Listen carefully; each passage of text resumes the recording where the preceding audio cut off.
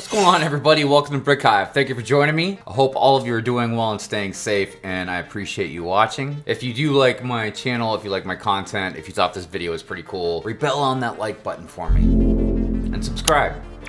Join the Hive. Alright, so I need to talk about Andor. The show has been a phenomenal treat for any Star Wars fan, and I feel compelled to explain how I feel it's not only the most realistic Star Wars I've ever seen, but I feel it is composed better than any Star Wars movie or show. Now, before you come at me with a blaster, let me say I don't think it is the best Star Wars out there. I still personally feel like Empire Strikes Back and Revenge of the Sith are really kind of neck and neck for me.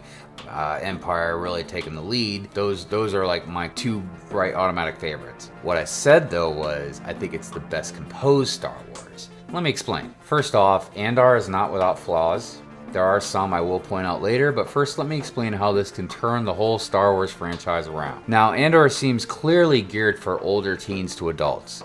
There isn't anything flashy about it that would attract a younger audience, and that's okay. This is one of the reasons it had a more realistic approach and made the dialogue make more sense, really, in my opinion. Especially in a lot of the situations throughout the series, from the clubs to the effects of the Empire had on the civilians. There are three main things I want to discuss that stood out to me, that gave me a new lens to see Star Wars through. The Empire was a huge aspect of the show that was done wonderfully. As an adult, I could really see the slow grip the Empire had on the different systems in the galaxy. Some felt very akin to things that our own governments have done, the watchful eye it can have, or wanted to get into people's personal business. So it had a much more personal effect on me, seeing these normal citizens be hurt. And honestly, the grip the Empire had on them was something more effective, really, on me than seeing like Han Solo or some of the other larger-than-life heroes. The crushing grip the Empire had was not to be trifled with, and you really got to see it in this show. The other thing was how the show really got into the inner workings of the Empire. I found it fascinating, the different chains of commands, how the Empire divided up territories, the closer look at individuals working for them, and how they had quotas to fill. Some had evil intentions, and some of them just seemed like they were working a government desk job, not even seeing any kind of action. Which really kind of made me see things from a different light from when, like for instance, the Death Star got blown up. I mean, you think of just bad guys, stormtroopers and stuff, but yeah, I mean, there's a lot of people that probably just, again, just working desk jobs, you know, for the government. So this show put the Empire under a light, honestly, I don't think any of us have really ever seen, and it showed us how big the Empire truly was, how its scale intertwined with the average citizen, and the suspense was palpable in many scenes. The character Deidre is without a doubt the star in this show for the Empire. She is cold, calculating, and strong-willed. She is an amazing character, and I love her matter-of-fact attitude.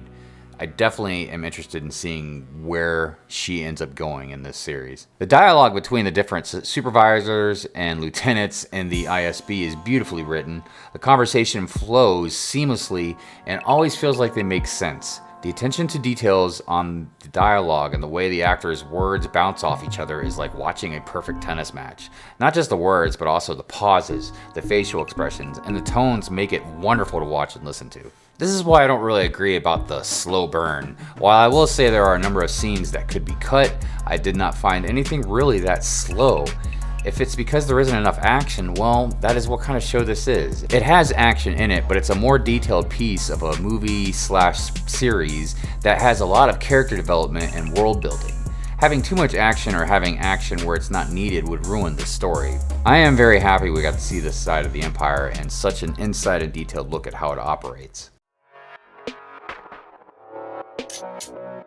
The prison chapters were unexpected for me. Even when I knew where Andor was going, I didn't think it would be as long as it was.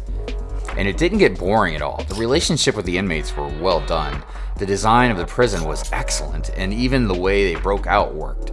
It just made sense to me. I was wondering how in the hell they were going to break out, and the way it was done, yeah, it was completely plausible. I would have liked to have known what happened to Andy Serkis' character, Kino Loy. His acting was top-notch and on point. I really enjoyed the prison sections of the show. It was a break from other scenes and kept the story flowing. The characterization was so good in this show, I was getting attached to some of the prisoners. These scenes just prove that even in an enclosed and pretty bland space, you can still get hooked on what is going on and can't wait to see what happens next, especially when you have very good dialogue. The thing I love the most about this show is seeing the rebellion in its early years and how it's growing. The show does a wonderful job of showing how it has slowly grown organically, and once the Empire starts catching on, what happens next with them. Which leads me first to Luthen. Luthen has now almost become my favorite Star Wars character. He is so low-key badass, it's insane. He has a quiet ferocity to him that is mesmerizing, and his willing to sacrifice anything to win is awe-inspiring and actually frightening. I was talking with friends about when the Empire snuck up on Luthen. I noticed he didn't once flinch or act worried. He was cool as a cucumber and knew exactly how to handle that situation like a boss. That scene was truly amazing. From those small missile type things, which I think was just shrapnel, that destroyed that radar dish, to the giant lightsabers on his ship, which truly makes me think his ship is definitely powered by a kyber crystal. His ship is, by the way, something I plan on making another video on. I found out a little bit more information about it, so I thought it was pretty interesting. I definitely really hope LEGO makes a ship out of that, but honestly, there's got to be some brickable designs out there or something, because that ship is awesome. It moved quite up to the top of my list of favorite Star Wars ships now. Luthen carries confidence, and just like Deidre, he is headstrong in his purpose. He seems to not only be an amazing tactician, but he is very smart on how he has built up the rebels and spread across the galaxy and exploited the gluttony of the Empire. I very much would like to get some more backstory on him. I would watch a whole series based on Luthen and his exploits. Mon Mothma is another amazing character that shines in this series. Genevieve O'Reilly does a tremendous job playing her. With her mannerisms and even the gaze she casts make her a treat to watch. She is also a very headstrong character, but with Mon Mothma, she also has a lot to lose. On top of being a senator, she also has a daughter, and I imagine, dabbling with the rebellion, she must worry a lot about that. I am curious if in the show, if something may happen to her if the Empire finds out about Mon Mothma. The rebellion itself has also been well crafted in the show, the different members in different places highlighting a different aspect to that fire inside the sparks that these first wins for them. It shows the earlier stages before Luke and the rest of them join, and I feel that is very important because it shows just, at least how much more broad it was. And of course, there's a lot of amazing characters that did their part. But if we were gonna keep doing shows in this time era, at least we can get some good history, because during this time period, the Empire has been almost kind of blind to them, to the point the Empire hasn't even really caught on to anything they've done until this show started. It really kind of makes me want to know more technical numbers of the rebellion and where it truly started. I do feel Luthen and Mon Mothma definitely had something to do with it.